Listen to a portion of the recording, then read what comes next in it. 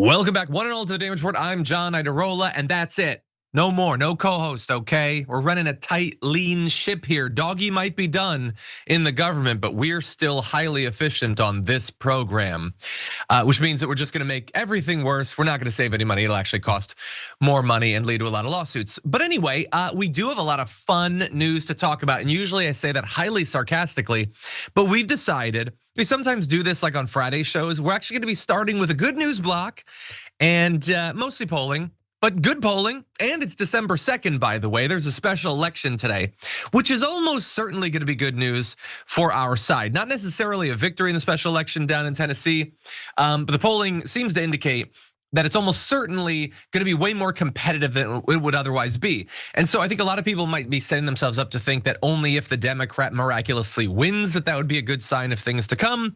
That's not the way that I'm pre-receiving it, I guess, perceiving it. Is that a word? I'm gonna start using that. But anyway, in addition to that good news, we also have the other sort of news that we've grown accustomed to. A little bit more updates on Pete Hegseth apparently committing war crimes and now throwing someone under the bus to take the bullet for him, I guess. We've got others in the Trump administration a little bit nervous about prosecutions that could come if the Republicans are someday not in power, and a whole lot more besides. A lot of xenophobia.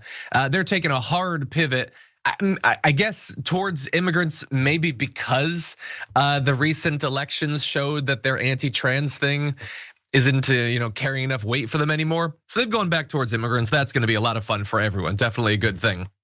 And that's all in the first hour. Coming up in the aftermath, we will be talking a bit more about the death of Doggy. Some of the interesting projection that Elon Musk has been doing about Doggy and what it accomplished in recent interviews. That's gonna be fun, and a whole lot more besides. So in advance of that, please hit the like button, share the stream. If you're watching live, you can send us comments, tweets, super chats, all that. Maybe I'll even, probably not, but maybe I'll even remember to give out a Blue Apron gift card, which will be a lot of fun. And with all that said, why don't we jump into our first topic? I'm absolutely convinced that we're going to grow the House majority and keep the majority in the Senate, the House, and allow President Trump 4 years and not just 2, because if we lose the majority, they'll try to impeach him and stop everything.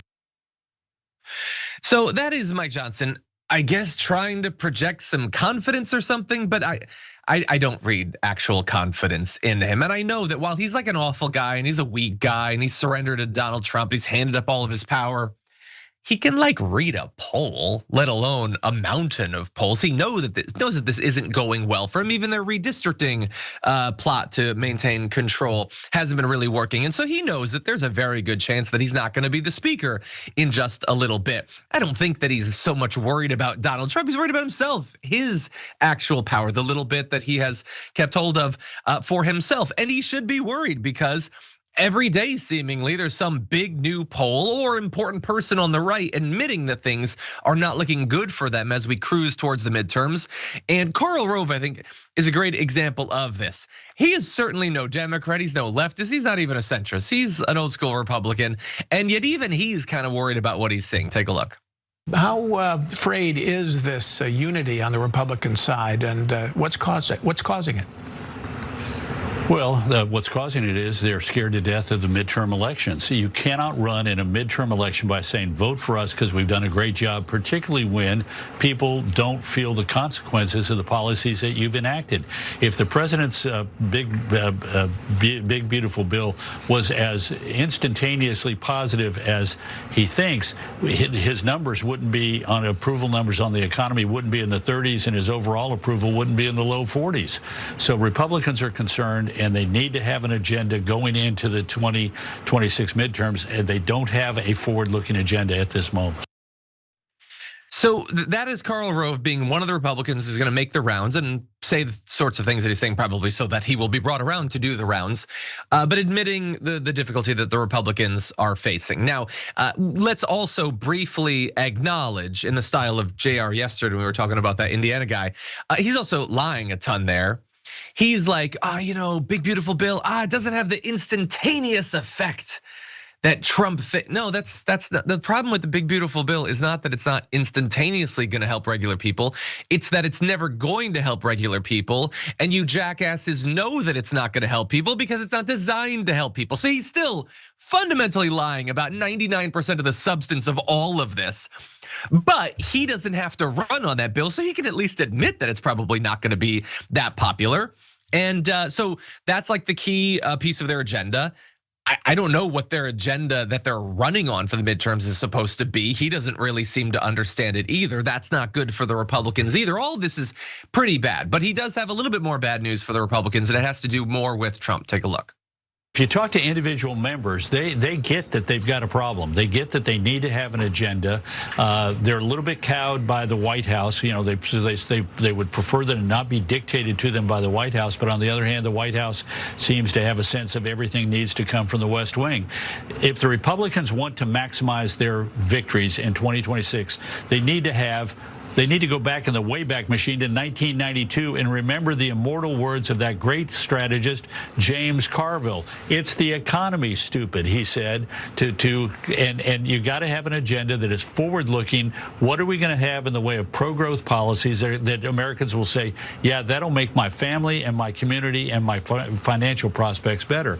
And don't forget health care, Carville famously said. The Republicans have got to have a health care agenda, otherwise they're going to be in deep trouble. As a person who really appreciates a good whiteboard, I don't like him kind of ruining that for me. Those are barely 3 topics of discussion. It could have been on a Post-it, dude. You didn't need to have your visual.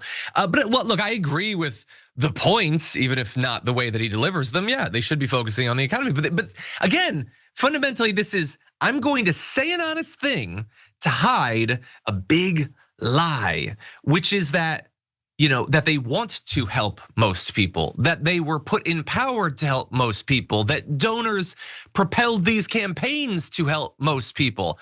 They didn't.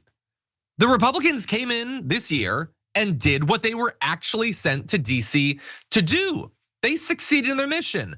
They wrecked government, which they don't care about. They don't want it to function. They want to turn people against it. And they certainly want to make it as cheap as possible because that can justify more tax cuts, which they did. Massive trillions of dollars of tax cuts. It isn't just that they have, the thing they didn't do. It's the things that they did do that's the problem. But Karl Rove can't be honest about that because he loves that. And that is the big thing that MAGA has entirely in common with the sort of Republicans that always ran before MAGA took over. Now, that's the thing. I know that we're in this MAGA period. We're like 10 years into it. We're all wondering if we're ever gonna get out of it. And there are certainly a lot of things that are different about the MAGA Republican Party compared to the party that came before it. But substantively, economically, I don't know how different. There are more tariffs, I suppose. That's more aggressive. And Karl Rove did have as point number 3 in his little whiteboard, calling that out. But in terms of what they actually come in to do, they're doing the same thing they've always done. They did it under Reagan, they did it under George W. Bush, they did it under Trump the first time, and what do you know? They did it again. The one thing I do want to disagree with him on is he said that all of these Republicans who should be like looking out for themselves are being cowed by the White House, and that's not true. The White House does not contain a cow, it contains a piggy, never forget it. But there are other polls that show just how right Karl Rove is. Here's a YouGov poll asking people their opinion of Donald Trump. Over the past year, has your opinion of him improved a lot? Basically, nobody says that. Improved a little, even less. Stayed the same. 1 out of 4 people say it stayed the same, which by the way, does not mean that it began as a positive opinion. Just remember that. But worsened a lot is at 36%. And that's pretty amazing, not just because it's a big number and bigger than any of the other categories on that poll, but but it's amazing because like how much room was there for you to lose respect for Donald Trump? This kind of, doesn't this have to be Republicans? Like if you're like a Libby Lib or whatever, if you're a progressive, you were already capped out on having no respect or expectations for this jackass. And so that has to be independents and Republicans. Not good news for Donald Trump, especially going into midterm elections. And then sort of zooming out as a president, how do you think Donald Trump will go down in history? 40% are saying poor. And then there's another 8% that say below average. That's not quite the majority. But hell, you can get into the White House without actually getting a majority of the vote. So I'm not gonna dock them for that. 18% say outstanding. My God. What is wrong with you people? I mean, it's basically nobody. That's actually good news that it's only at 18%, but dear God, some people have no expectations whatsoever. And anyway, this is what people think of Donald Trump during the period of his second term where he has power. Now, he's always going to have some power. He's arguably going to have more power than most presidents because he's both by defying the norms and also probably the law and the Constitution, stolen it for himself, and the Republicans in Congress have handed it up to him. But they're not soon probably gonna have that power even to hand over to Donald Trump because it looks like they're probably gonna lose control of the House. And if Donald Trump is not already a lame duck, which I have made the case I think that he is, he very much soon will be. In fact, there might be another step all along that path today in that Tennessee special election. And so things are not going good for Donald Trump during the period in which he at least has some power to theoretically change course. Soon, he won't even have that. But we have more bad news for Donald Trump. It comes in the form of a Gallup poll that he's probably not going to be very happy about. So to break down some of the new polling hitting Donald Trump, here as always is Harry Enton. Look at this in January, Donald Trump's not approving. Not too bad, not too great. It was at -1 point, right within the margin of error, breaking even. But look at this now, -24 points, way down. We're talking about a drop of over 20 points in the wrong direction for the president of the United States. -24 points, that's a 23-point move in the incorrect direction if you're the president. And of course, what's so important here, Sarah Seidner, is it matches the trend that we've seen with other polls. That is Donald Trump hitting his low for the second term. I was doing a count last night. I think we're up to 10 polls in sort of the last 40 days, 10 different pollsters who have said that Trump is at the lowest point he is in his second term. Okay, so that all is bad news for Donald Trump, more bad news for Donald Trump. Good news for Harry Enton. I can be a little bit like sort of jokingly hard on him. I don't know if it's possible for us to put the video back up without audio. If you can't, it's not a big deal. But producer Mike pointed out, that dude can sketch just the most flawless freehand circle. He's gonna do it in a second. Look at that. I don't think I could match that. Harry Enton, bravo. But anyway, look, so the polling is all bad for Donald Trump. Harry Enton comes out of this segment looking so much better than him. I kind of want, can I stand next to a big monitor? Is that how I could do the show? I think it lends a certain energy to things. But you know what else lends energy to a show? Good news, and we have more of it.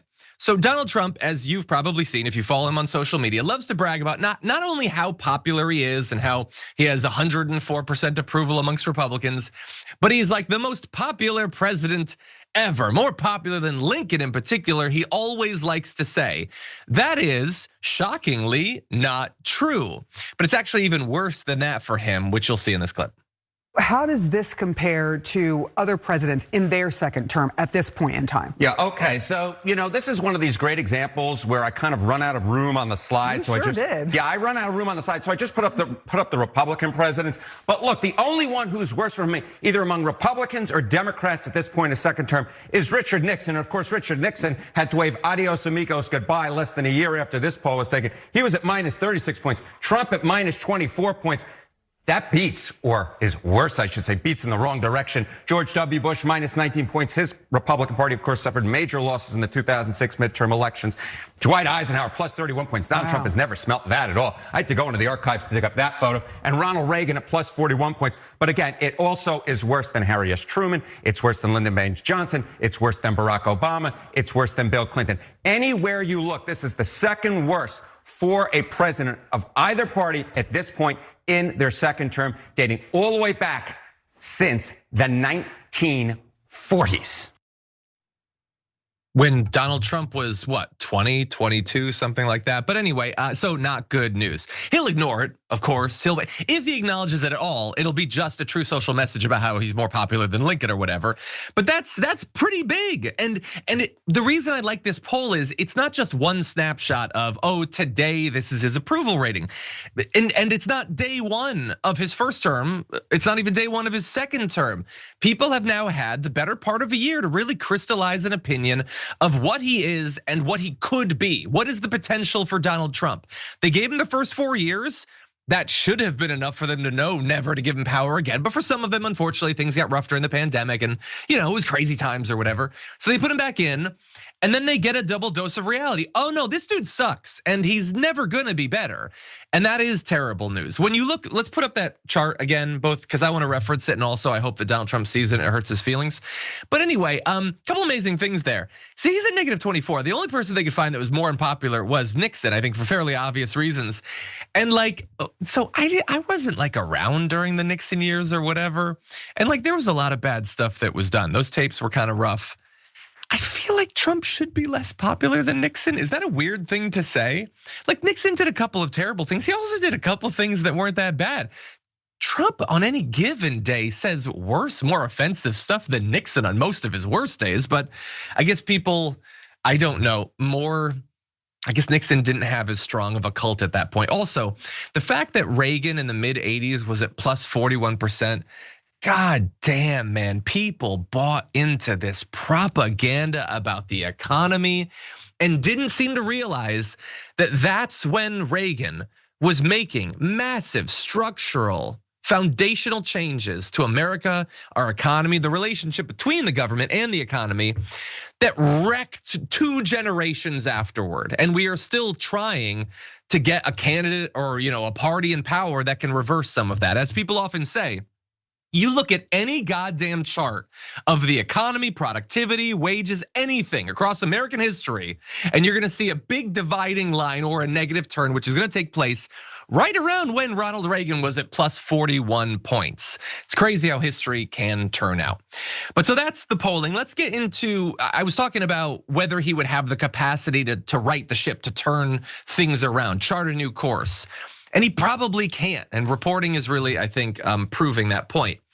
Trump is, as I'm sure you know, getting brutalized in the polls. It's been going on for a really long time, and it's about the economy, and it's about immigration, it's about Epstein. It's a lot of different issue areas hitting him simultaneously. And Republicans, they don't really seem capable of rehabbing the image of the party. When they've done well, even for them, it's because Donald Trump has been seen to be a little bit better. The issue is that Donald Trump has constructed this bubble around himself where he seems now incapable of reading not just what people who don't vote for him want, which he's never especially cared about, but he no longer even seems to understand what regular poorer MAGA people want. And he's in this bubble that is just, well, it's I guess it's made out of marble, I suppose, maybe fine gold, not Temu, not Home Depot gold, good gold.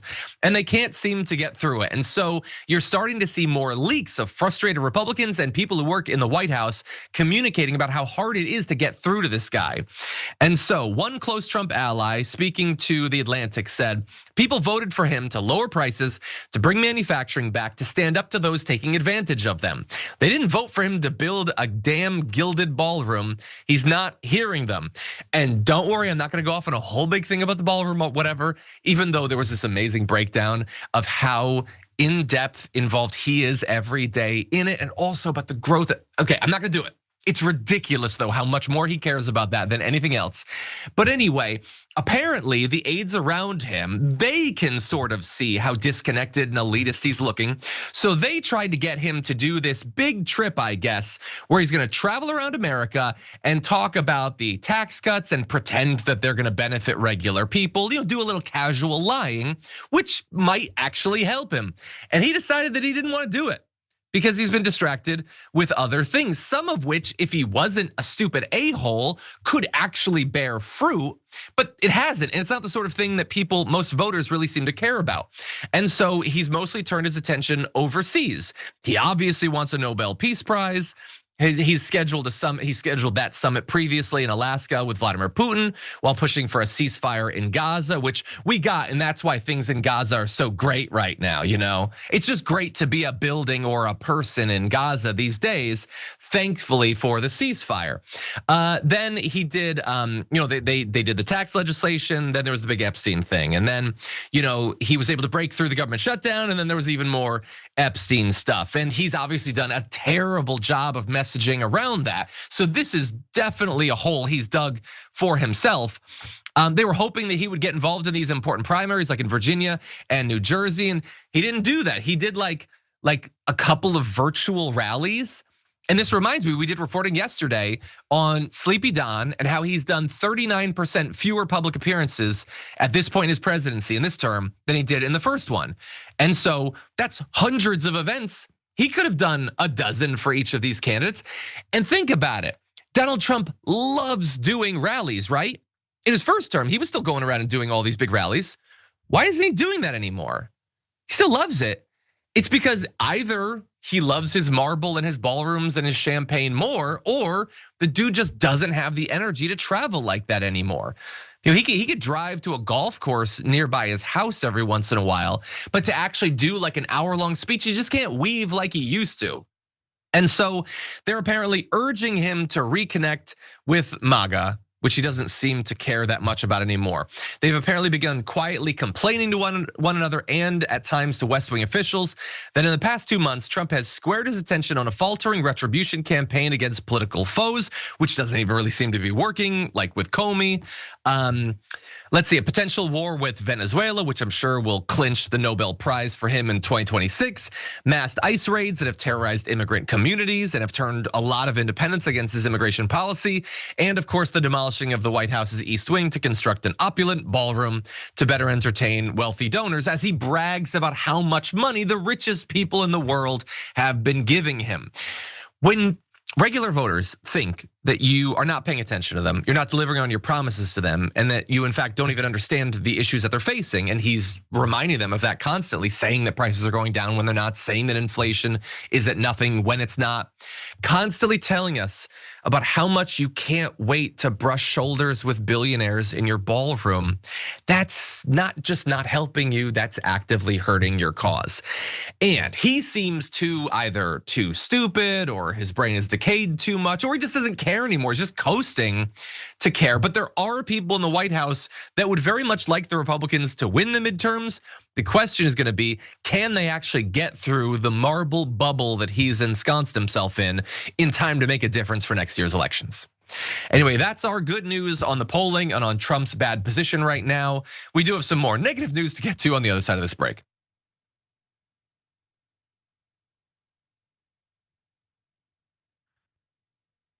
Okay, Less Than Lucid brings up a potentially good point, says, you're wrong, John. He loved the cheering crowds, but was frustrated with diminishing crowd size. That's why fewer rallies.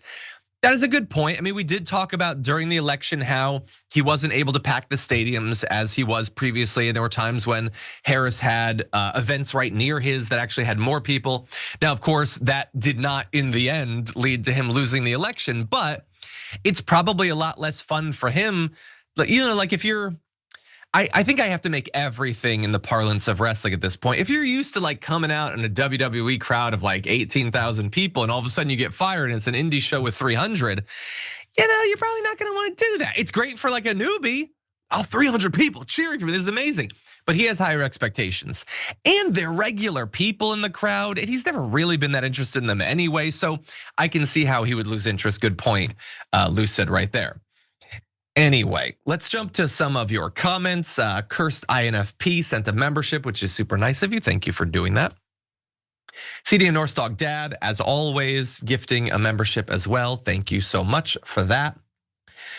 Let's see, Asimov's Prophet says, just gotta say it, John. You cut the hair on the sides of your head and you will have the hair of Biff from Back to the Future. That's not, no, what? No. I don't think, well, first of all, I'm not gonna do that just in case now, but no, I think it's pretty good actually today. Asimov's Prophet, you are banned. Let's see, over 9,000 says, if I was in charge of the next administration, I'd turn the ballroom into a soup kitchen. Well, actually, like a couple months ago, I think I joked about how President AOC should turn it into, I don't know if I said soup kitchen, but basically a thing to help like the unhoused and people who've been harmed by his economic policy. Okay, let's see. Asimov's Prophet also said, despite the ban, we just need Johnny Walker to do a drink, don't drone campaign to convince this guy it's cool to be peaceful. I assume that's targeted at Hegseth. We'll certainly be talking about him. Sarkos says, damn, did John dirty. I don't think it's accurate. And Biff is cool, okay? He's certainly cooler than Trump. You know, what he did in the first movie is pretty terrible. Anyway, Muad'Dib says, John with a shirt is a war crime. Pop that shirt off, bro. Now, the only reason I read that is I'm very curious if that is a reference to Always Sunny in Philadelphia, because that's how they always reference taking off a shirt. And so Muad'Dib, you're gonna have to confirm or deny that. Level 18 White Girl says, John's always talking about giving out blueprint gift cards, but never does, shaking my head. Hey, I'm trying, okay? I just need the right comment. And it's certainly not gonna be one comparing me to a Back to the Future villain, okay? And even if it is gonna be, it better be Mad Dog Tannen. Anyway, let's see. Darth Hefe says, wait till consumers realize how much toys have gone up in the last 6 months. Well, that's okay. You used to need 99 dolls. Maybe the baby just has 1 doll now. It's not a big deal. Again, this is a person who has infinite money who doesn't seem to understand that most people don't, and this stuff actually makes a difference to them. And this is the big shopping season.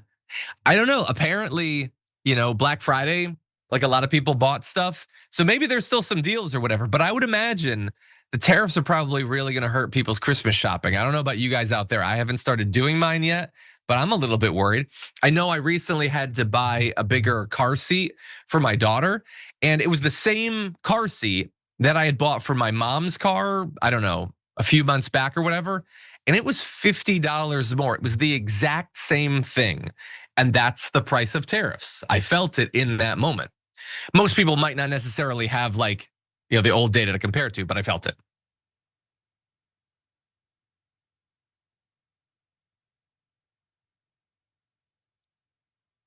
Okay, everybody, if you're just joining us now, please hit the like button, share the stream, send us your comments and all of that. We're gonna jump into more news.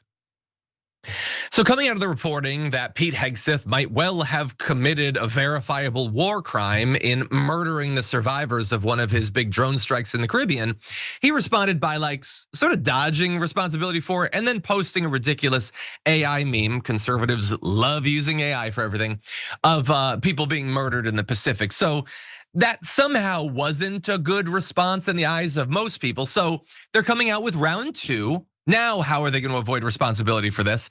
And Pete Hegseth, obviously, he's a warrior, he's a very brave man. So he's doing the brave boy thing, which is pointing the finger at somebody else. Get mad at him, not me.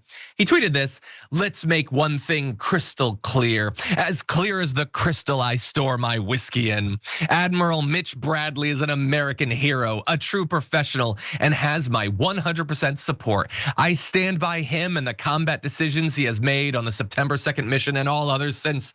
America is fortunate to have such men protecting us.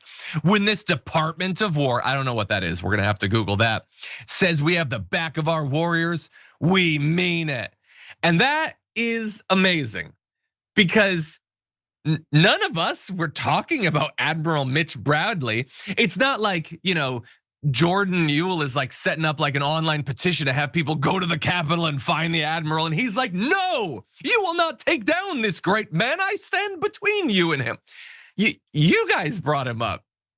It was you and Carolyn Leavitt. You're posturing as if this is a thing of strength. You threw him under the boat. You let it just bonk, and then he's sinking below the waves, or at least that's the goal. Now, the number one defense remains the same.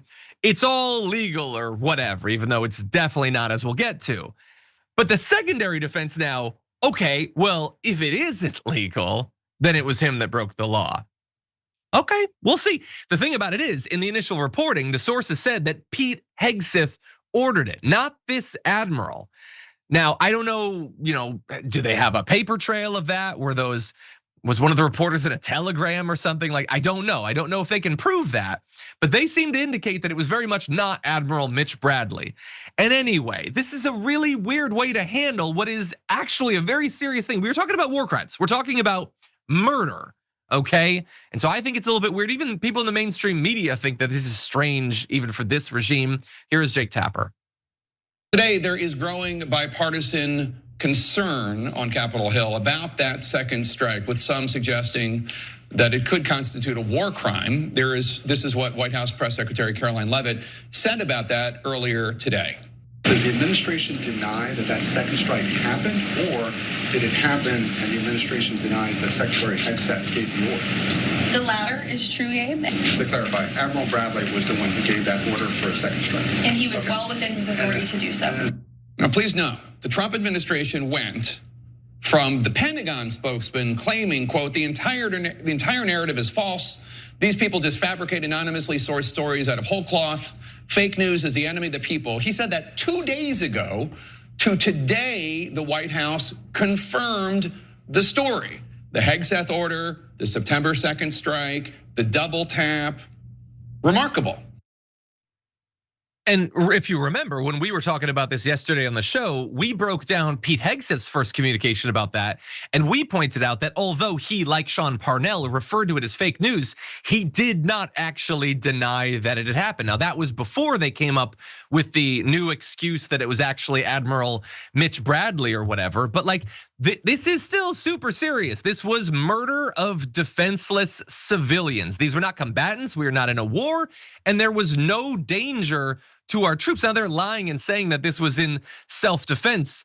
I mean, the people are barely clinging to the wreckage of a speedboat. If you think that they're gonna take down an aircraft carrier, well, then you probably voted for Donald Trump in the last election, but I don't buy it. And that's a pretty amazing flip-flop to do in just one day. It didn't happen to now, it did happen, but it was this dude that did it. And again, like this is all following on from the big conversation we were having over the last 2 weeks about illegal orders. Suddenly seems like those 6 Democrats don't look as ridiculous as libs of TikTok wanted you to believe that they were. And I will also remind you, Pete Hegseth mocked them at that time. Now he's running from what appear to be the consequences of his actions. And so they're gonna say that he is well within his authority or whatever, but according to the Pentagon's own Law of War manual, people who are, quote, wounded, sick, or shipwrecked on the high seas are supposed to be respected and protected in all circumstances by US forces, even during hostilities. And this wasn't even during hostilities. Well, I guess we were being hostile or whatever. As far as we have known, a single bullet has not been fired at any of our ships or at any of our drones by these supposed narco terrorists who might bring down America any day now. So it's not looking great for Pete Hegseth. But don't worry, there's time for other people on the right to fit in a little bit of not looking great. Let's turn to one of those right now. Megyn Kelly is collecting the worst possible takes, like Thanos trying to get the last Infinity Stone.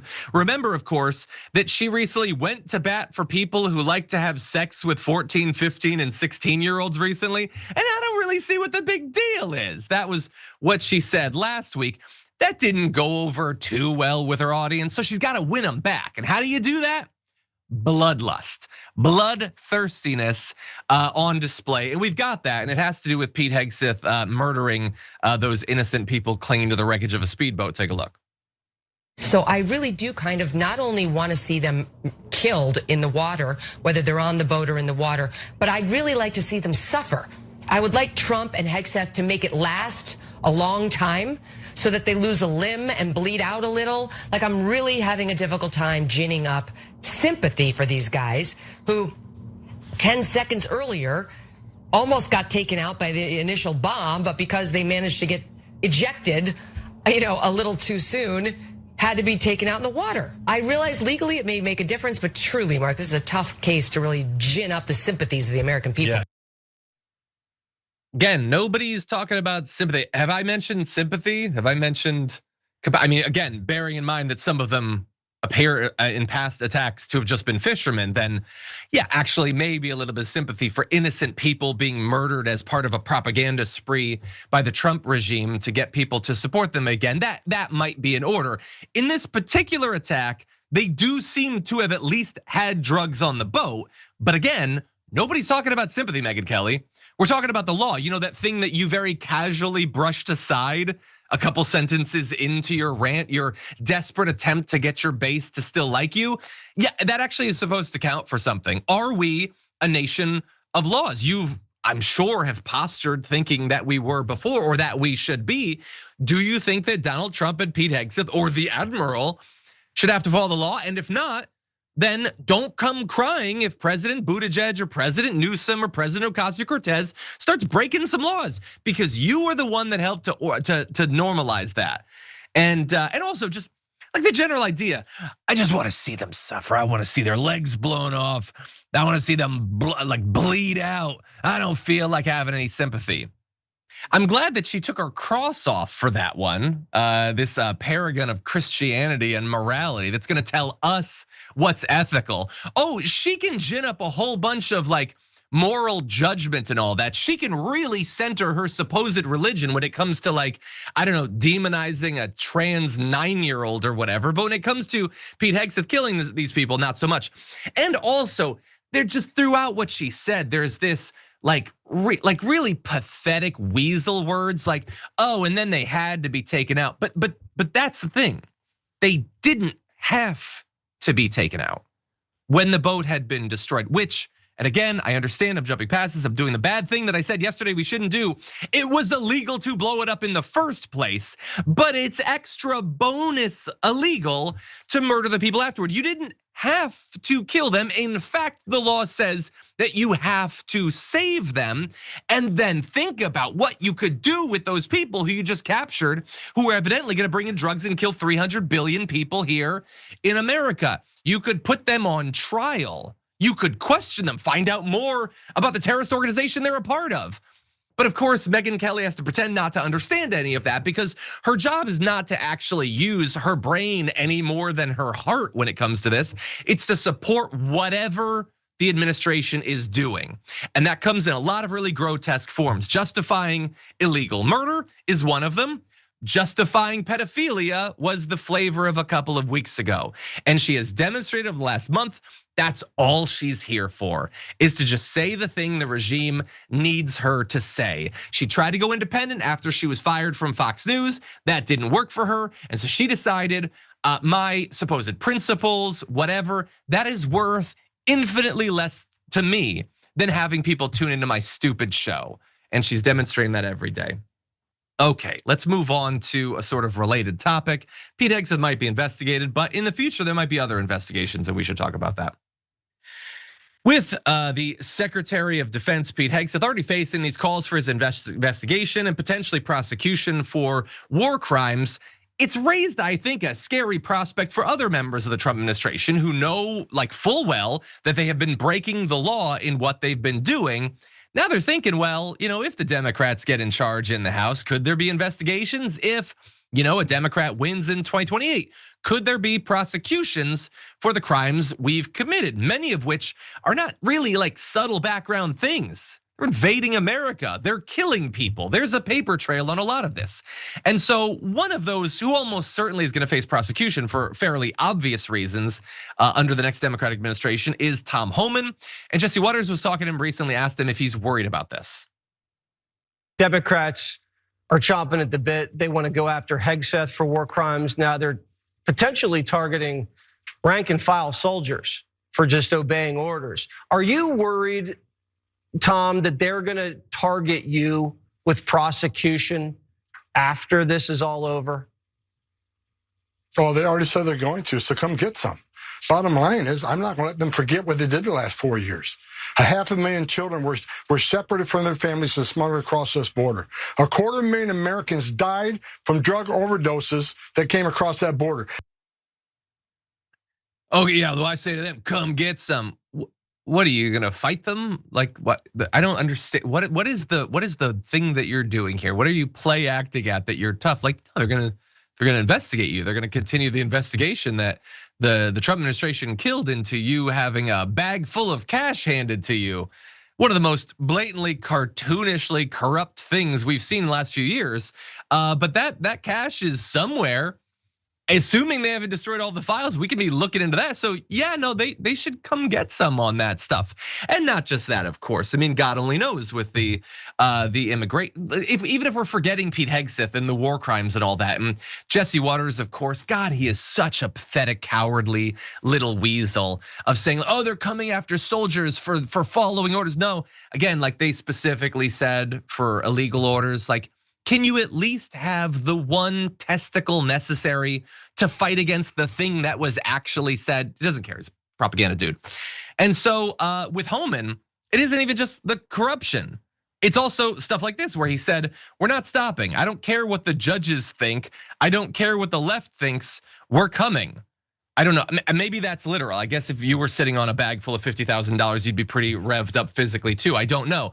But like, yeah, you don't care what the left thinks. Okay, you don't care what I think. I understand that. You do have to care what the judges think. That's kind of exactly how the law works. It's not like the judge's opinion, man. Their rulings are what law is.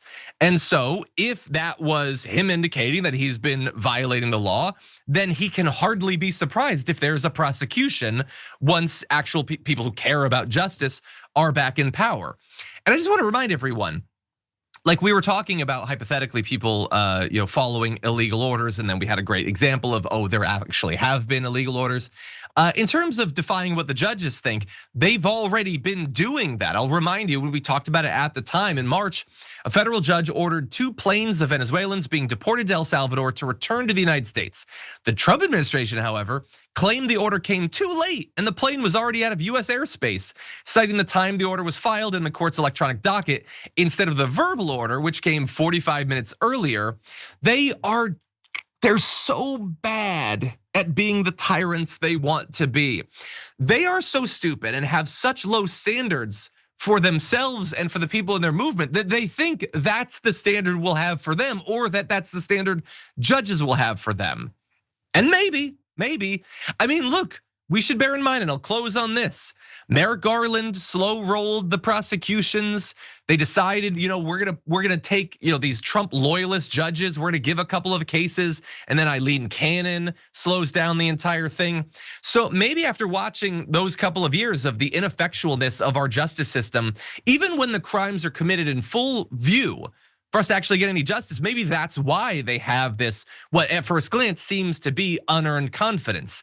I don't know for sure, but I do know that the next time around, they're not gonna have the return of Donald Trump to potentially make the courts all scared about, oh, what'll happen if we actually lock him up. And Tom Homan isn't Donald Trump in the first place. Stephen Miller isn't Donald Trump in the first place. Pete Hegseth isn't either. I don't think they can expect the same sort of deference from the judiciary, and I can't wait to find out. Anyway, that's it for this block. We do have to take our second break. More news to come after this.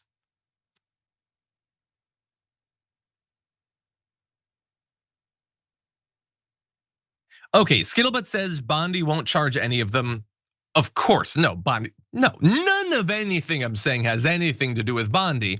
Your other point that Trump will pardon them, that is entirely a possibility. I talked yesterday on the show about him just casually throwing out pardons. All that. They very much could do that. It's going to be fascinating if he does, because it's sort of admitting that they know that they could be on the hook for some of this stuff.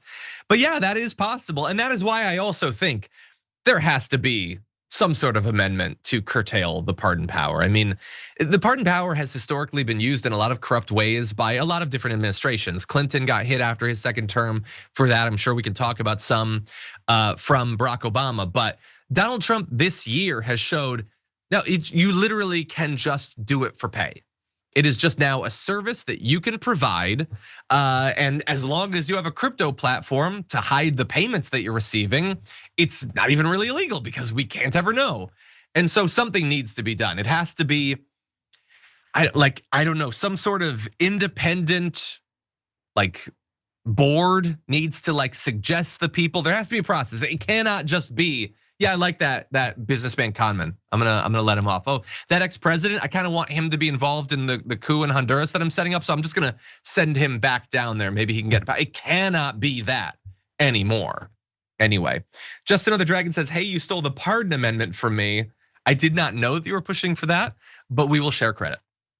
Okay, Randy Fine ate my, the handle is cut off, and now I'm very curious what that says. But thank you for this, the 5 memberships that you just gifted. That is very nice of you. Windrunner Dragon gifted 5 memberships as well. Thank you so much. Let's see. Galfar says, you and Bref should do Fridays in front of a big monitor. Then you could throw up the garbage people poll results and make that perfect dragon circle. Well, we have big TVs here. We do not have any big TV that's a touch screen, unfortunately. But I have always really liked the idea of standing during the show. I feel like that would add a lot of energy. It would be like doing a WWE promo instead of a show. There's a couple of issues with that. One, I initially was inspired to want to do that by those really weird Russian political discussion shows. And so that probably wouldn't look great for me if you could do side by sides. And the other big issue is, you know how like we have a new setup? It took a really long time to do this. If I propose a radically different setup, I think there will be a mutiny and I might die. I'm gonna be thrown overboard.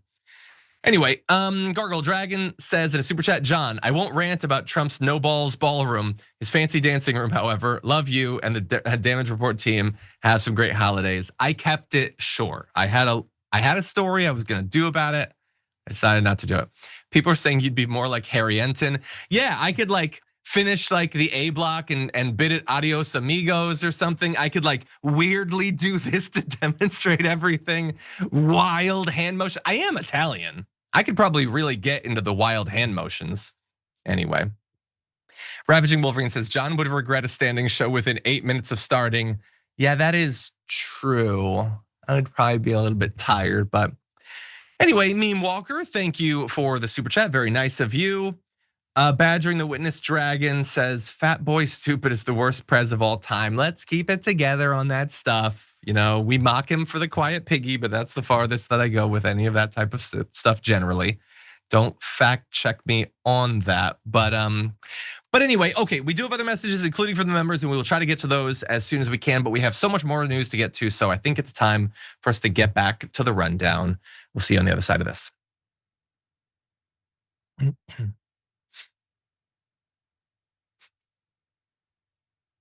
Muad'Dib says, John says he's Italian, but he doesn't even like to wear gold. I have never liked gold chains. Silver, I think, is fairly cool. But now I would wear gold like as readily as I would wear a red hat because of the connotation of Donald Trump.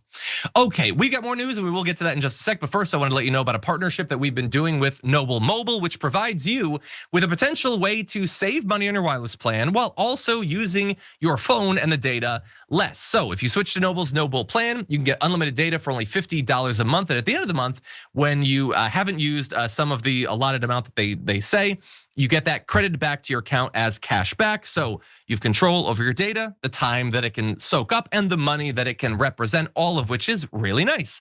And in terms of saving money, people who switch to Noble say that they save an average $500 to $1,000 a year on their phone bill. If you'd like info about switching to Noble or about their plans, you can go to tyt.com/switch or scan the QR code that says scan here on the page right now. In the chat, Brooke is saying, wondering if John saw the Jordan x Brett episode. I heard rumors of it from my production team. I'm a little bit worried about what actually happened there. And now, based on the responses to that message, I am very worried about what they actually did on this show. Anyway, we've got a lot of news to talk about, so let's jump into that. Kristi Noem has to make some sort of name for herself. She wants to run for president so bad in 2028, and she's got all the campaign ad material locked down. I mean, she's got video of her on a horse majestically in slow motion. We've got videos of her flying a plane, flying a helicopter, driving a truck, holding a gun. Yes, it might be pointed at a federal official's head or whatever, but if you crop that out, she's gonna look super tough in these campaign commercials, but she still needs like, I don't know, the juice, the hate that those primary voters in 2028 are going to want. And so here's what she posted on social media to try to gin up some of that xenophobia energy. She says, I just met with the president. I am recommending a full travel ban on every damn country that's been flooding our nation with killers, leeches, and entitlement junkies. That dog whistles. It's whistling, boy. And she's very, the inclusion of the damn country, supernatural. It's not try hard at all, okay? So good job, Secretary Kristi Noem. This is my favorite paragraph. Our forefathers built this nation on blood, sweat, and the unyielding love of freedom, not for foreign invaders to slaughter our heroes, suck dry our hard-earned tax dollars, or snatch the benefits owed to Americans. We don't want them, not one. Well, maybe Elon, I guess we could have Elon, and we'll talk more about that. But that's a great paragraph because it's like our forefathers came to this nation from other places and killed everyone there and took it. And you think we're just gonna sit here idly by while other people come from other countries and kill people and take things? Wait. But there is a big difference, of course. The first group was paler. Anyway, that is good, I think, messaging for MAGA. They will like that. They're not going to notice the really weird historical hypocrisy there or anything. They're just going to be like, oh yeah, no, we hate these people. We don't want foreigners. Foreigners are all bad. They're the ones that are stealing our tax dollars. It's not corporations getting massive subsidies. It's not the rich buying politicians and then cutting their own taxes every 4 years like clockwork. It's not them. It's not like, like private capital buying up all the houses so you can't afford one. It's nothing like that at all. It's not, it's not like these big Wall Street firms buying up corporations, selling them for par, stripping them down, laying off people, making sure that wages never, ever, ever go up. It's not even the Republicans and the Democrats teaming up in the legislature to again make sure that the minimum wage never goes up. It's not that. It's some regular person from Guatemala, a migrant, or maybe a Somali, or maybe someone from Morocco. But it's definitely a regular person who has no power whatsoever. And this is the most standard Republican talking point ever. This is how every Republican campaign has ever been run. Now, I think she's a pretty bad communicator. I think that even using this time-tested playbook, I don't think that she's gonna be the one that's gonna sell it the best, but this is what they've been telling people for decades and decades. It's how they turn us against each other so that they can continue to sit at the top of the mountain, reaping the benefits of the disgusting system and propaganda machine that they have set up over the course of those decades. Now, this is also beyond just her campaign strategy. It feels like this is a fairly coordinated thing across the Trump administration to get people off their backs. They know that people don't like anything they've been doing, but maybe a bit of xenophobia can buy them some points. And to that end, I want to demonstrate it. Here is Karen Leavitt with the same sort of talking points. Several months ago, he announced a travel ban on 19 third world and failed state countries around the world. Secretary Noem announced tonight she's recommending that travel ban widens and covers more countries around the globe. And I would just remind people around the world that coming to the United States of America is a privilege. It is not a right. And if you abuse that privilege, and if you don't align with the values of the United States, and you don't respect our country, our culture, our laws, and our people, you are not welcome here under the leadership of President Donald J. Trump. You got to respect the attempt, albeit futilely, from the person doing the music cues at Fox to get Karen Leavitt to stop talking. You can play whatever music you want. She's not stopping until she's good and ready. That's how she's gotten everything in her life, is just rambling on. Wait, that's also how I've gotten everything. Weird, I actually have something in common with her. But anyway, yeah. It's just, Trump has these values. It's not just money that he likes. He likes America or whatever, wide expanses of weed or something. That's what he likes. And he gets to decide, what those values are. And if you don't agree with him, you don't have freedom of thought. You won't have freedom of speech. You agree with the dictator, you get the hell out of here or whatever. Or you just have a lot of money and then you could believe literally whatever you want. That's the messaging that we're getting from them. And it goes all the way to the top. Donald Trump has been ranting about migrants recently. And I know that he's been doing that off and on since before he even became president for the first time. But his Thanksgiving rant that he went on, weird xenophobia specifically against people from Somalia. I'm sure you've been noticing that. It's been cropping up more and more after the shooting that happened just a couple days ago. He's been going on these strange rants against Afghans and Somalis too.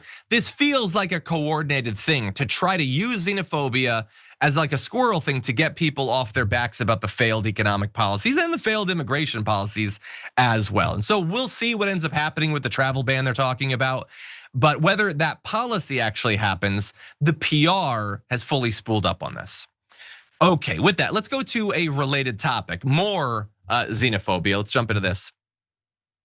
A MAGA senator wanting to show how hateful of immigrants he is might have accidentally thrown Melania Trump under the bus with his new proposed legislation. Barron as well, so a bit of an oops on that. This is Senator Bernie Moreno of Ohio.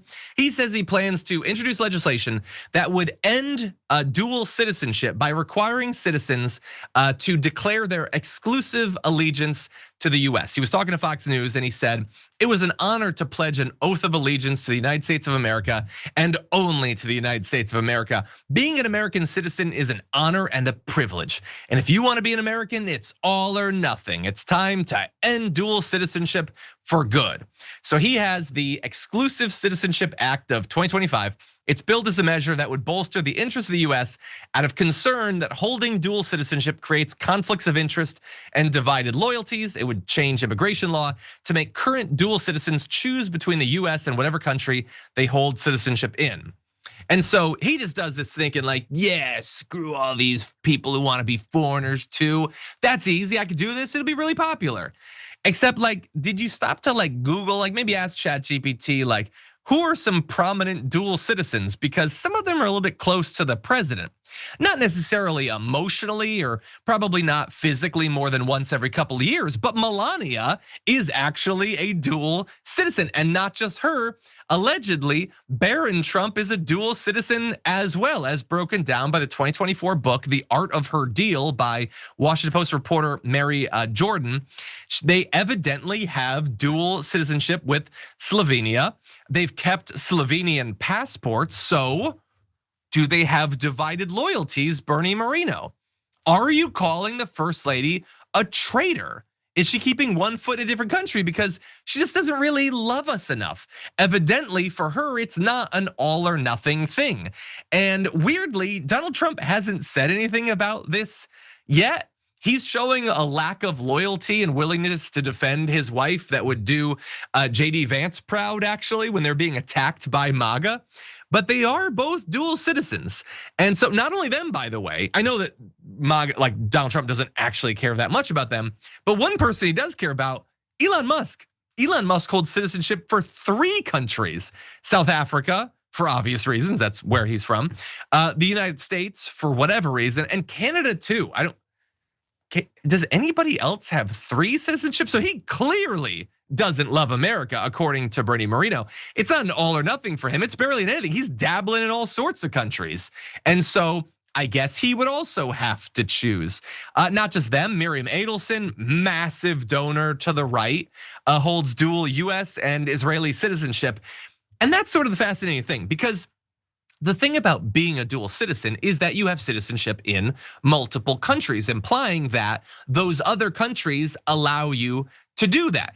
He's sort of doing this xenophobic thing where, why should we allow these people to be part of 2 countries? Why would any strong country do that? But lots of countries actually do that. So I did like 1 minute of research into this, which is 1 minute more than Bernie Moreno did. And evidently 89 different countries worldwide allow some form of dual nationality. I don't know if on mobile you'll be able to read that, but it's all over the place, man. It's all sorts of European countries and here in the Americas, across Africa and the Middle East, Asia as well, and Israel too. And it's always seemed strange to me when these people worship the Israeli government so much, and yet we can't have any of the good things that are allowed there, like dual citizenship, or I don't know, like single payer health care. If it works for them, why is it such a disgusting commie plot when we want to have it here? Weird that they never actually answer those questions. So my guess would be that this thing is not actually going to pass. I don't think you're going to get 60 senators, the vast majority of which would have to be right wingers, to vote to strip Melania Trump of her Slovenian citizenship. But who knows? Stranger things, I guess, have happened. In any event, that's going to be it for the first hour of the show. We have a lot more to talk about, including more about Elon Musk and the death of Doggy on the other side of this break.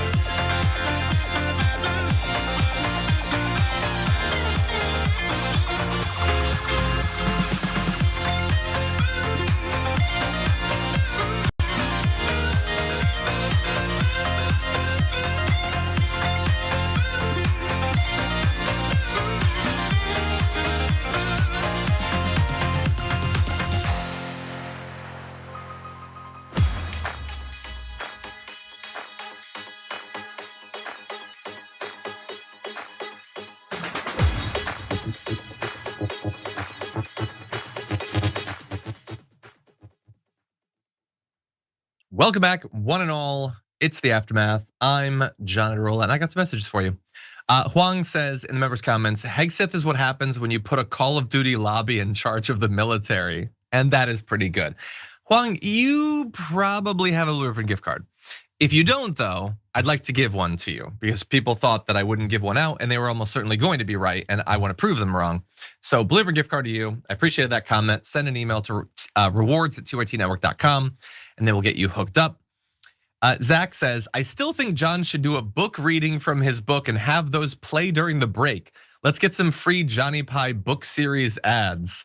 I don't think TYT would like that. I don't think they're gonna run ads for my book necessarily. Also, what a tonal shift it would be doing like a breakdown of the situation in Gaza and then here's a mouse leading a heist. That would be strange, I think, for some people. But anyway, let's read some comments. Oh, what do you know? Brooke Marks has been a Twitch subscriber for 67 months. God damn, that's a long time. Granny Dragon's been here for 61 months. Dragon Goddess for 47. Jerclem3687 for 10 months. Thomas Anakin for 58 says Trump isn't even the best at being the worst. He's literally failing at failing. That's funny. Mapwa 60 months too says an even 60 as we watch the world burn. 5 full years. And thank you for that. Okay, wait, Penguin says in a super chat, for a few hundred, you can buy a frame to make any TV into a touchscreen. Is that true? Okay, we're gonna have to look into that because I still, maybe next year we'll have the setup where I'm standing next to a big TV. Anyway, for now, let's talk about other massive wastes of money like this. Doggy is dead, and thank God for that. It was a massive waste of time and money that did real harm throughout America and around the world. But Elon Musk, of course, is not going to admit that it was a massive failure for anyone other than him. Here he is trying to defend against the claims that the programs that were cut did real harm. Fraudsters necessarily will come up with a very sympathetic argument. They're not going to say, give us the money for fraud. That's not going to be what they say, obviously. They're going to try to make these sympathetic sounding arguments that are false. They're going to start an NGO and then. Yeah, they're going to see NGO. It's going to be like the Save the Baby Pandas NGO, which is like, who doesn't want to save the baby pandas? They're adorable. But then it turns out no pandas are being saved, okay, in this thing. It's just going to it's just corruption, essentially. So a couple of important things there. Side note, who wouldn't want to save the baby pandas? Yeah, I do. The issue is that I can't save them. Weirdly, he could set up an organization, put $2 billion into it. That wouldn't be fraudulent, by the way. That would actually save he could do that and still be the world's richest man. But he's not gonna do it. So evidently we got an answer to the question. Who doesn't want to do that? He doesn't, because he could do it for the equivalent of you using the change you find in your couch. He could do almost any of those things. When he doesn't, it's because he doesn't actually care. He prefers a number in an online account to, I don't know, pandas continuing to exist. But his larger point there is a lot of these things are just fraud. Fraudsters, of course, are not going to admit that they're committing a fraud. They pretend that they're doing something good and admiral to get your money. And I was thinking about that. I think that's a pretty good point. And I don't think it's just NGOs that do that. I think businesses do that. I think businessmen do that. I think sometimes businessmen go on stage and say, I got a great product that's definitely gonna come out and it's definitely gonna be affordable. Buy my stock, keep me as CEO, give me a big pay package. And I think we've seen some great examples of that. Like for instance, this is totally hypothetical.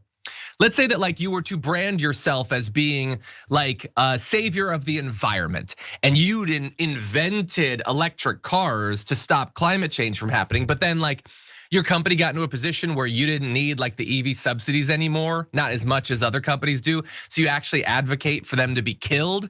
Now that's overall bad for the EV industry and it's certainly bad for the environment, but it benefits you as a businessman. It would be that sort. You're not gonna come out and say, I don't care about the environment. You pretend that you do. Okay, that's a good example, I think. Or, what if like once you'd gotten bored with the whole environment thing, you pretended that your whole shtick was like protecting humanity, saying things like, we must preserve the light of consciousness by becoming a spacefaring civilization and extending life to other planets. That's what Elon Musk wants to do. He wants to make us a multi-planetary or multi-solar system species to save us and the light of consciousness. He's not just saying this stuff so that the government will continue to give his rocket building companies billions of dollars in contracts, right? But then I also learned from him that frauds would never come out and say that they're being frauds. So again, I think that this is the same thing we always see. It's just massive projection. I have another example, by the way. So he said when he bought Twitter, it was to save the world from San Francisco's mind virus. It's definitely that. It's concern and empathy for people that led him to create an even more toxic social media platform. It's not that he's just trying to censor the opposition, make it so that Twitter is no longer a good place to go to get accurate information about breaking news or to build communities. And it's also a great place to build his cult. It's not that at all. It's that he wants to battle the woke mind virus. Or when he says this is a battle for the future of civilization. If free speech is lost, even in America, tyranny is all that lies ahead. And we know that he was being honest there because after he bought Twitter, he definitely didn't violate the concept or the philosophy of free speech in a million different ways. And he definitely didn't support a tyrannical candidate for president. He didn't do any of that stuff. And so he goes on the interview and he says that if you don't deliver, you shouldn't get the funding. So if you say that you want to save the pandas and you're not saving the pandas, that's it. We cut off the funding. And that seems to make sort of common sense. Why would you continue to give someone money if they prove that they can't be trusted? Like for instance, if you promised that you were gonna come out with a Tesla Roadster and a year went by and 2 years went by and 5 years went by and even longer went by and you still had the money that you took in your deposits, but no Tesla Roadsters anywhere to be seen. Or when you say that the Cybertruck is gonna come out and it's years late and nobody's been able to get that $40,000 Cybertruck you pretended would be available, all that stuff when you can't be trusted for all the things that you said to hype up your stock price.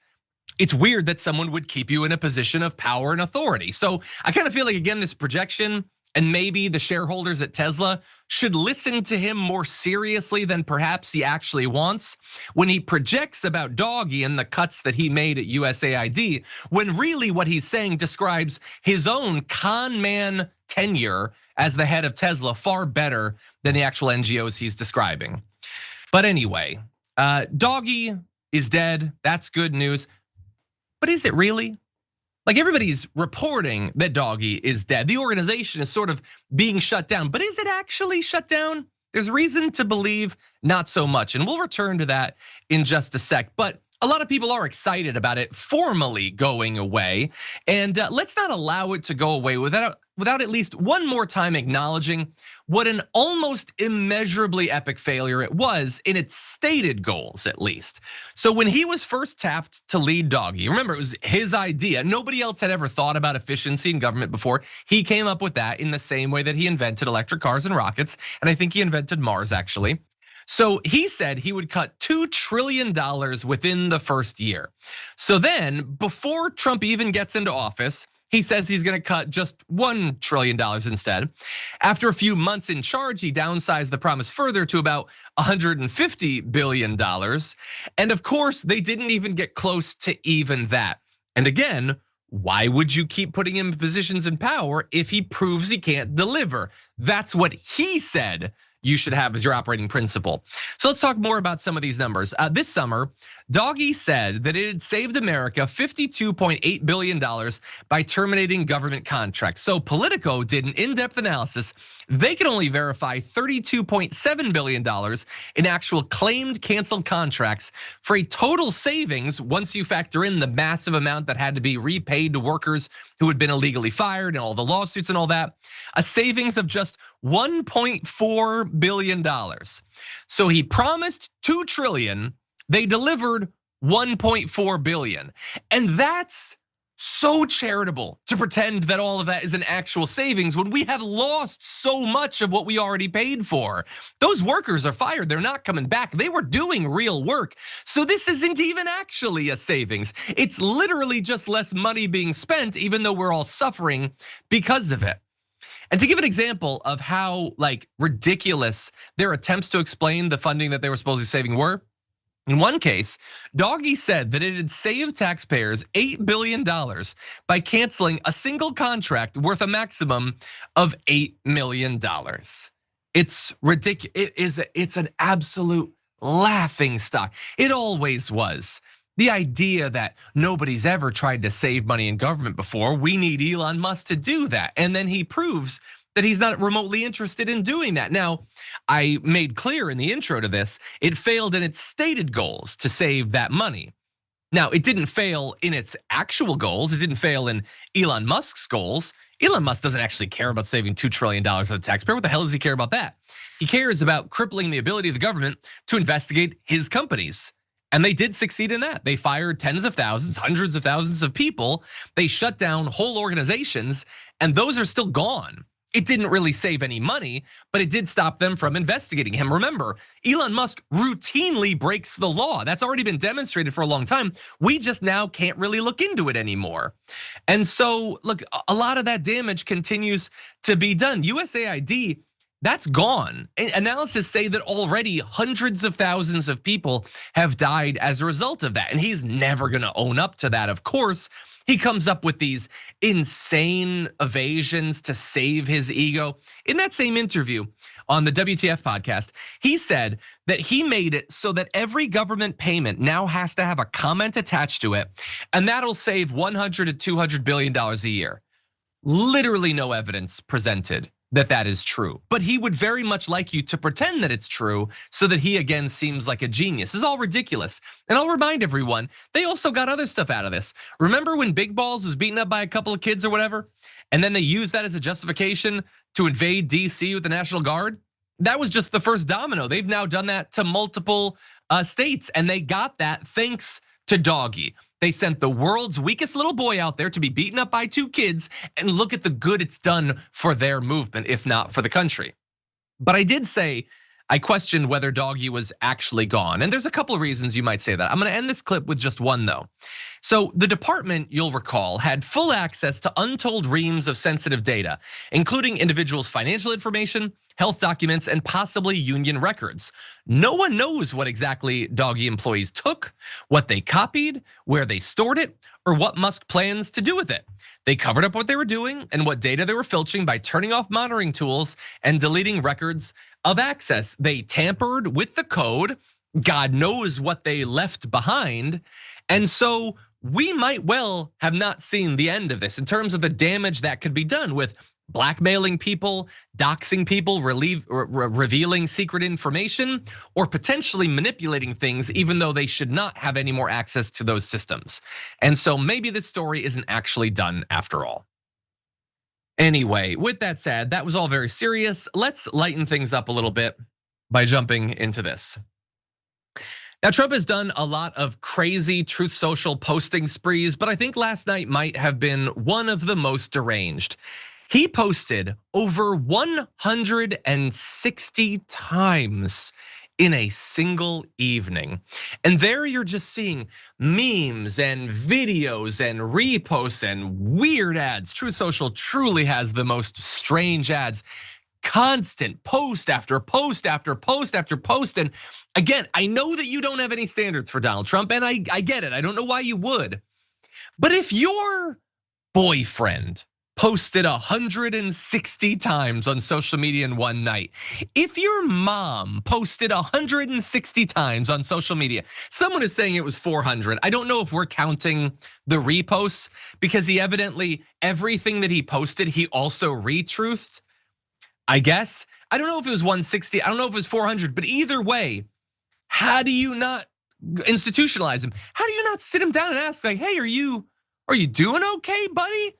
You seemingly have everything you've ever wanted. You have unlimited money. Internationally, elites can bribe you billions of dollars and nobody will ever know about it. You became president again. You're getting your ballroom. You got a big family that you totally like being around or whatever. Or at the very least, you get to play golf every weekend. How has it come to this?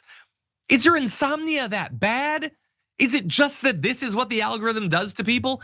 But it wasn't just the quantity, it's what he actually was doing with it. It was insanity.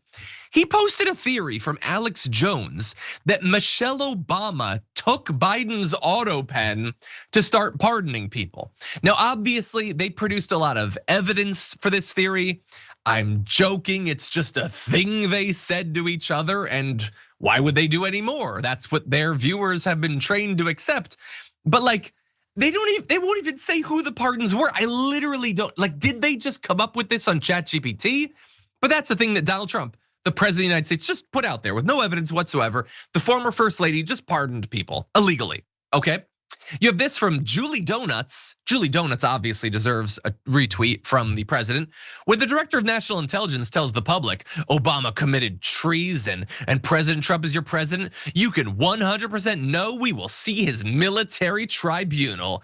Tick and also talk. So like, I get that that's what a jackass on social media would post. Obama definitely did something that will result in him going before a military tribunal. And I'm not gonna say it, but like, he'll probably be killed by the state. But that was retweeted by Trump. The person is saying Trump is president, so this is gonna happen. And Trump reposted it. There's gonna be a military tribunal of Obama. And Julie Donuts, I love you, Julie Donuts. There's not gonna be a military tribunal of Barack Obama. And I know that it makes you mad for me to say that. But like, do you get that it's clearly the case that you should trust me more than Donald Trump on this? It's so weird that Donald Trump retweeted that, and you got such a dopamine rush out of that, and it's not gonna happen. Are you at some point gonna take stock of that, maybe learn something from it? It wasn't just that, he posted insane garbage about Ilhan Omar. This is the president of the United States posting some random salty goat who's totally a person and not a bot set up in some Eastern European non-EU country or something, saying that Elon Musk should be deported and denaturalized. President of the United States says, I'm just gonna put my stamp of approval on that. This random person says Nancy Pelosi planned January 6th for 2 years. Lock her up. Trump retweeted that. It was Pelosi that planned it. She planned to send a group of the greatest patriots America has ever known to sack the Capitol. She did that. She sent the political prisoners who deserve to be released. Can you land on a theory here? But he says that and they like it. Or maybe it's just culture war stuff. Gunther Eagleman says it's Merry Christmas again, and Donald Trump spreads it. Everybody remembers last year how you'd be shot on sight if you said Merry Christmas? They've been doing that exact thing for like 20 years that I've been following. At what point does it get boring for you people? You can just say Merry Christmas. Here, I'll say it right now. Merry Christmas, everyone. Huh? Have I been canceled? Was that not woke?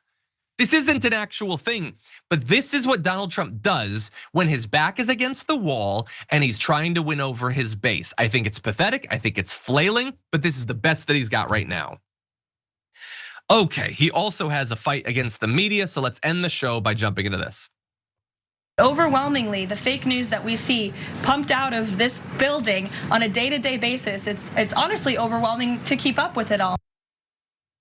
I can attest to that as a person who is forced by contract to cover the news. The fake news coming out of that building, mostly from her actual mouth, is a little bit overwhelming to follow with. But they're gonna help us, okay? So a lot of fake news out there. And who knows what to trust? I mean, social media, the algorithms are so biased and everything. So they've come up with an unbiased source for the true and accurate information you need to get through your day.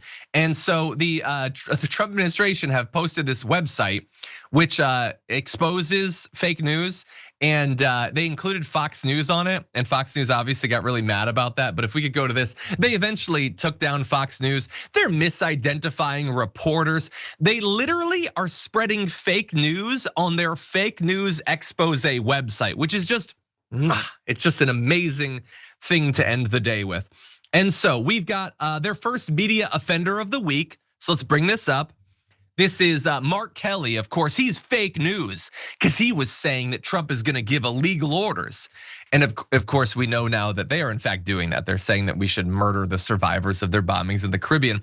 And I love that in the video, like if we keep bringing that up for one more second, like they didn't even remove the part where Mark Kelly is saying illegal orders. I love that this is working on their base. He said illegal orders. You're showing him say illegal orders and then pretending he didn't say illegal orders. And so let's see. The Trump administration is pushing back that Trump called for the execution of people like Megyn Kelly, saying it's misrepresented and it's exaggerated. How could you possibly say that? And you'll notice they're pointing out particular reporters because they want their base to go and hound those people, stalk those people, all that stuff. They're pretending that he said that they should be executed. Now, obviously, he would never do that. Sorry, I didn't look ahead on our rundown. What's our next graphic? I'm not sure. Let's see, what do we have here? Oh, it's him saying it was seditious behavior punishable by death. But it's definitely fake news that he was saying they should be executed. I mean, look, I guess he didn't say they should be, but he did capitalize it. And he did use an exclamation point. So I feel like that's kind of supporting murdering Megyn Kelly and 5 other Democrats right there. Now, that's not the only fake news that they identified. They have different categories of fake news, the way they break it down. And I feel so bad for the interns. They're gonna have to keep posting to this for like the next 6 months after everybody's forgotten that it exists. But so the most common form is that they group things under is left-wing lunacy, which isn't even like, it's not even saying that they're being inaccurate. It's just, they're just mad that they're pointing out something that the right doesn't like, that's not fake news. That's not literally, that's not how that works at all. This is just you wanting political correctness from a right-wing perspective. That's all it is. So for instance, when people pointed out that Kilmar Abrego Garcia is a dad, they're like, that's lunacy. I don't know how it's inaccurate. He is a dad. And you guys keep saying he's a terrorist and you're saying it is an MS-13. You literally have produced no evidence of that 9 months into this thing. I feel like if anybody's the lunatic in this story, it's kind of you, it's Carolyn Leavitt, it's Kristi Noem, it's your entire side who has gone on a nearly year-long war against this random guy. You're the lunatics, actually. It was never actually illegal to have tattoos or to wear a Chicago Bulls hat. I don't know, maybe producer Mike, maybe JR, I don't know where your allegiances lie when it comes to basketball. Maybe it should be illegal, but it's not illegal, okay? We're not actually the lunatics in this. And so this website just makes them look as deranged as always. This is what they have. They cannot deliver for real people. They cannot deliver with lower prices. They can't even end the wars that they constantly say that they're ending. All they can do is try to turn their base against the media. It's the same playbook they've been running for literally years. But anyway, that's all the time we have for our show today. Thank you to everybody who watched the John Solo show. So I am not gonna be here tomorrow or the next day. I'm heading up to Northern California. I'm gonna be going on this tour to learn about reforestation of the redwoods and how they're trying to do all that stuff. I'm hoping to learn a lot and hopefully I can bring back some of that information, hopefully some good guests and everything. But we do have Sharon is gonna be leading tomorrow's show. Yaz is gonna be joining her, which is always a great pairing. It's such a great pairing that I wish I could join it as the third person, but unfortunately I can't. And then on Thursday, we have Maz, and who is leading? It's probably Jordan if I had to guess. I don't know for sure, but there will be shows. So definitely show up, show support for them as they're once again filling in. They've been doing a lot of filling in recently and I couldn't do this obviously without them. So until then, stay safe out there, stay sane out there, and we'll see you soon.